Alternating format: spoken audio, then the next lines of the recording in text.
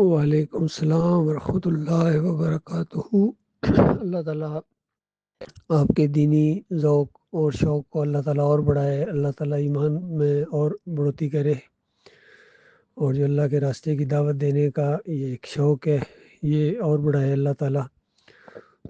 ساتھ ساتھ بہت حکمت اور دانائی کے ساتھ معاملات کرنے، مومن کی بڑی فہم و فراست بھی ہوتی ہے۔ ہر موقع کے اوپر ماحول کو وہ دیکھتا ہے اور اس کے مطابق پھر دین کی بات آگے، کیونکہ کچھ لوگ ذرا شرارتی انداز میں پوچھتے ہیں دوسروں کو بھڑکانے کے لیے، اور کچھ لوگ ہوتے ہیں وہ واقعی علم حاصل کرنے کے لیے یا ایمان عقیدے کے لیے پوچھتے ہیں۔ تو ہر موقع کے اوپر آپ نے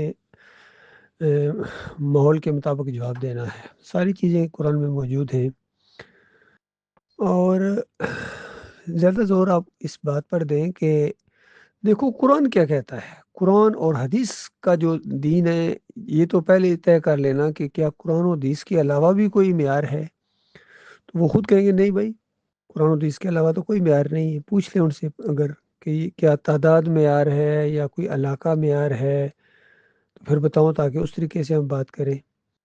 تو وہ پہلے ان سے یہ بات منوا لیں کہ نہ علاقہ، نہ کوئی دور، بلکہ اور نہ کوئی شخصیت، بلکہ صرف قرآن اور حدیث کو ماننے سے ہی بندہ مسلمان ہوتا ہے، اور نجات کا جو ذریعہ ہے وہ یہی قرآن اور صحیح حدیث ہے۔ کوئی اگر آج ہندو ہے، کوئی سکھ ہے یا کوئی یہودی ہے، اگر وہ مسلمان ہونا چاہتا ہے تو بتاؤ تم اس کو کیا کہو گے تو وہ مسلمان ہو جائے گا؟ یہی نا کہ لا الہ الا اللہ محمد رسول اللہ۔ اور ظاہری بات ہے اگر یہ کلمہ پڑھنے کے بعد وہ اپنے شرک کو نہیں چھوڑتا ہے، سلیب ابھی تک لٹکائی ہوئی ہے یا مورتی کے سامنے جھکتا ہے، کلمہ بھی پڑھتا ہے، تو آپ اس کو کہیں گے بھائی کلمہ تم نے پڑھا ہے، یہ ساری چیزیں تمہیں چھوڑنی پڑیں گی تب تم مسلمان ہو، کیونکہ کلمے کے اندر یہ ساری چیزیں موجود ہیں کہ اللہ کے علاوہ کوئی پکار کے لائق نہیں ہے، کوئی نظر و نیاز کے لائق نہیں ہے، کوئی نفع نقصان کا مالک نہیں ہے، کوئی اللہ کا بیٹا نہیں ہے، کوئی اللہ کا ذات کا ٹکڑا نہیں، یہ تو کلمے کے اندر شامل ہے۔ تو یہ کلمہ پڑھنے کے بعد ان ساری چیزوں سے تمہیں توبہ کرنی پڑے گی۔ تو یہ معیار ہے بھائی۔ اب اس کے اوپر جو پورا اترے گا وہ مسلمان ہے، چاہے پچھلے دور کا کوئی آدمی ہو، ان کی کتابوں کو ہم چیک کریں گے، اگر اس عقیدے کے خلاف کوئی عقیدہ ہے ان کی کتابوں میں، چاہے صوفیوں کی کتابیں ہوں، مسلک پرستوں کی کتابیں ہوں، تو اگر اس کے اندر انہوں نے یہ لکھ دیا محمود الحسن نے کہ اللہ کے بندوں کو پکارنا، اللہ ہی کو پکارنا، تو ان سے کہو کہ کیا یہ میرا قصور ہے؟ میرے سے پوچھ کے اس نے لکھا تھا؟ اب اس نے لکھا ہے، اس سے جا کے پوچھو، میرے سے کیوں جھگڑتے ہو؟ میں تو اس کو شرک کہتا ہوں۔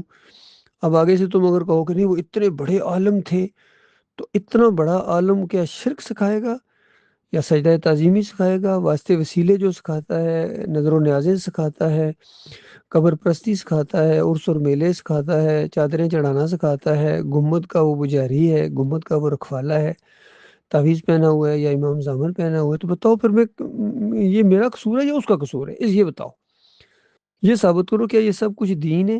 اور اگر یہ دین نہیں ہے تو اس کے بعد خود سوچو ان کی کیا صورتحال ہے۔ اس انداز سے آپ گفتگو کریں، زیادہ کوشش کریں کہ زیادہ الجھے نہ۔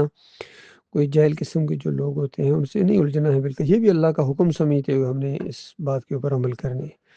مالک ہمارے لیے آسانی پیدا کرتا ہے کہ ان سے الجھنا نہیں ہے، خاص کر ان مولویوں سے اور شرارتی لوگوں سے۔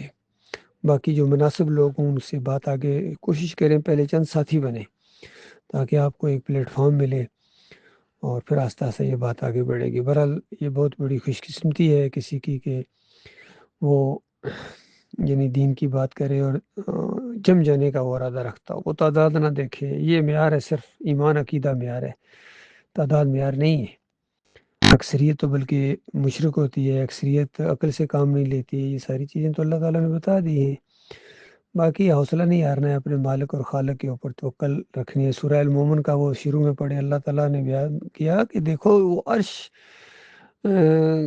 کے حامل جو فرشتے ہیں جنہوں نے عرش کو اٹھایا ہوا ہے، اور جو بالکل قریب ترین معزز ترین فرشتے ہیں مومنو، وہ تمہارے لیے، وہ تمہارے دوست ہیں، وہ تمہارے لیے دعائیں کر رہے ہیں۔